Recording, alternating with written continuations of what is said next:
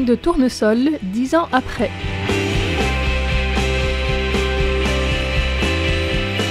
Bonjour à toutes et à tous, c'est Sasa qui vous souhaite la bienvenue dans ce nouvel épisode de Taïwan dans toute sa diversité. Aujourd'hui, dans la série sur la diversité des participants au mouvement des tournesols, qui a marqué l'histoire de Taïwan il y a un peu plus de 10 ans, nous retrouvons Liang Jiayu, post-doctorant à l'Université nationale Sun Yat-sen. Mercredi dernier, il nous a parlé de son livre « Au commencement était la nuit noire », qui revient sur ce mouvement à travers une perspective chrétienne. Avant de revenir à la diversité des participants, rappelons juste en quelques mots ce qu'est le mouvement des tournesols. Tout a commencé le 18 mars 2014 au soir, quand des étudiants et militants qui manifestaient contre un accord sur le commerce des services avec la Chine, promu par le président Ma Ying-jeou, se sont introduits dans le Parlement et l'ont occupé pendant plus de 3 semaines pour faire entendre leurs revendications. Il faut préciser que l'une des raisons de la colère était aussi les entorses à la procédure démocratique d'approbation de cet accord par le yuan législatif. En tout cas, très vite, des dizaines de milliers de Taïwanais ont afflué vers le yuan législatif en signe de soutien et pour éviter que les occupants ne se fassent expulser par la police. À l'extérieur du Parlement, les manifestants se sont relayés jour et nuit pendant plus de 3 semaines. C'était comme si le temps avait été suspendu et les participants qui avaient mis de côté certaines occupations quotidiennes se sont donc mis à discuter de sujets politiques. Certaines personnes que nous avons interviewées dans cette série parlent d'ailleurs de l'éveil politique d'une génération. Cela m'a fait penser à une grande agora en plein air. Il y avait des projections de documentaires sur le libre-échange, des professeurs d'université qui avaient délocalisé leurs cours dans la rue, des débats sur la Constitution, sur les relations interdétroits, etc. On écoute Jiayu qui, à l'époque, en 2014, participait à l'organisation des conférences du Café Philo à Taipei. Je lui ai demandé si cela lui avait aussi fait penser aux agoras de la Grèce antique. Le concept d'agora est une comparaison intéressante. En fait, à Taïwan, à part quand les policiers essaient d'évacuer les manifestants, les gens ont naturellement tendance à s'exprimer comme ça sur les lieux de protestation. On explique pourquoi on manifeste, quelles sont les revendications. Et on invite tous les participants qui souhaitent s'exprimer à prendre le micro pour partager leur point de vue. Comme j'en avais parlé dans la série sur les tiers-lieux, à Taïwan, les manifestations sont des tiers-lieux très intéressants où des liens se tissent, où différents sujets sont discutés.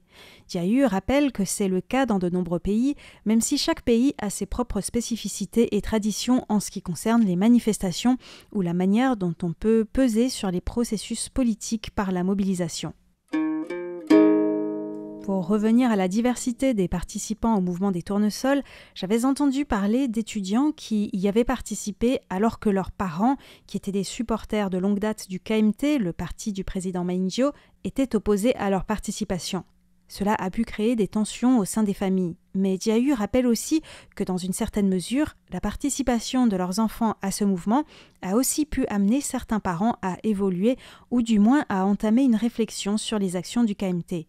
Selon Jiayu, de nombreux parents, qu'ils soient plutôt favorables au camp vert proche du DPP ou au camp bleu proche du KMT, ont surtout mis en garde leurs enfants pour éviter qu'ils ne rejoignent les manifestants qui avaient tenté d'occuper les bureaux du gouvernement, le yuan exécutif, le 23 mars au soir, surtout lorsqu'ils ont commencé à voir les images de la police évacuer les manifestants. Car cette génération-là, ceux qui ont aujourd'hui de 55 à 75 ans environ, ont été marqués par la violence de la répression lors des manifestations qui ont jalonné le processus de démocratisation de Taïwan dans les années 80 et ils ont reçu une éducation qui n'encourageait pas la réflexion et qui décourageait toute action politique. Les plus jeunes, au contraire, ont grandi dans un Taïwan démocratique, d'où la tendance à considérer que la démocratie va de soi. Bien sûr, il y a des différences plus détaillées encore en fonction des différentes générations, mais en fonction du contexte historique de leur jeunesse, chaque génération de Taïwanais porte un regard différent sur les événements. Le mouvement des tournesols a été un moment où chaque groupe de la société civile, luttant pour une cause, a pu faire entendre sa voix. Autour du Parlement, Jiayu rappelle qu'il y avait un endroit où les militants des droits autochtones s'exprimaient, dans un autre endroit, c'étaient les militants d'extrême gauche, etc. Quelqu'un m'a aussi parlé de la présence de militants anarchistes. Les manifestants étaient peut-être présents pour des raisons légèrement différentes, mais ces raisons ont permis de les réunir. La question de la diversité est centrale pour une démocratie, estime Diayu, et elle n'est pas facile à résoudre. La diversité est en effet une valeur fondatrice pour une société démocratique telle que Taïwan, mais en même temps, pour faire société, il faut aussi que les gens soient unis. Il faut trouver un équilibre entre respecter chaque communauté avec ses spécificités, tout en faisant en sorte que chacun participe à la société dans son ensemble. Au moment du mouvement des tournesols, les décisions étaient prises par un groupe d'étudiants et de militants à l'intérieur du Parlement. Alors que des formes de démocratie plus directes avaient été tentées dans de précédents mouvements de protestation, cela aurait été plus difficile à mettre en place, notamment parce qu'une partie des manifestants était dans le Parlement et une autre partie à l'extérieur. Malgré cela, le mouvement des tournesols a eu un fort soutien. Il y a toujours eu plusieurs milliers, voire plusieurs dizaines de milliers de manifestants en continu sur place, avec même des personnes qui s'étaient déplacées depuis d'autres villes. Et à la fin du mouvement, beaucoup de participants auraient même voulu rester plus longtemps.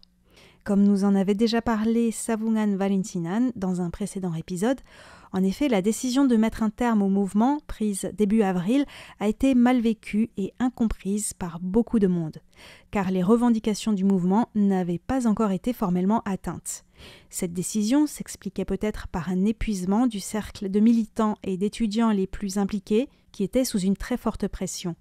Mais justement, c'est à ce moment-là qu'il s'est passé quelque chose qui a marqué Diayu, le forum Tachanghua, un jeu de mots autour de tournesol qui se dit Taiyang-hua.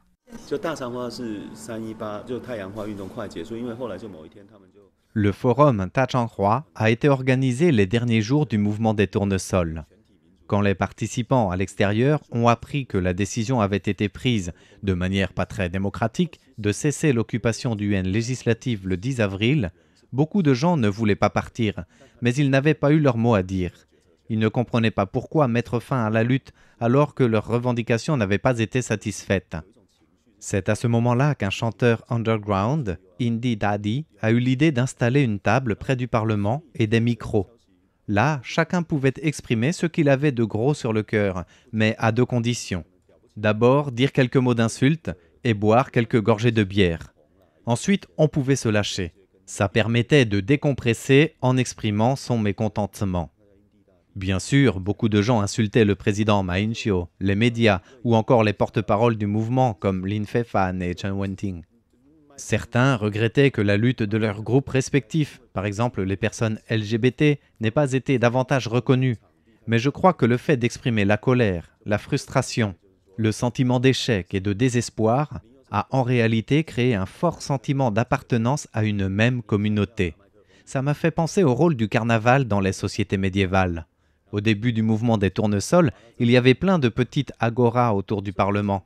Mais les derniers jours, Tachanghua est devenu comme une grande agora. Même si beaucoup de participants proféraient des insultes, ils se faisaient applaudir. Je pense que c'est ce forum qui a clos le mouvement, même si le 10 avril au soir, il y a eu un dernier rassemblement. Le plus important pendant ces derniers jours, c'était bien Tachanghua. Et grâce à cela, la diversité de points de vue, qui aurait été conflictuelle auparavant, a été de mieux en mieux acceptée.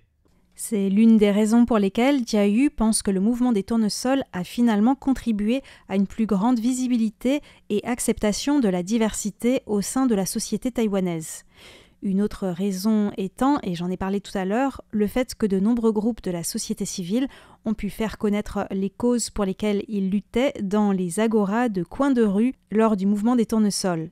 Le 7 avril, certains manifestants ont aussi commémoré la mort de Nai Londong, militant pro-liberté d'expression et pro-indépendance de Taïwan, qui s'est immolé par le feu en 1989. On a vu effectivement des personnes mettre des bougies dans la rue autour de sa photo et entamer des discussions à ce sujet. Tout cela a contribué à unir davantage les Taïwanais dans leur diversité avec le sentiment que dans une société démocratique, lorsqu'on n'est pas d'accord, on doit accepter que cette opposition s'exprime dans la rue, mais que malgré cela, nous formons quand même un pays, une société unie, estime Diayu.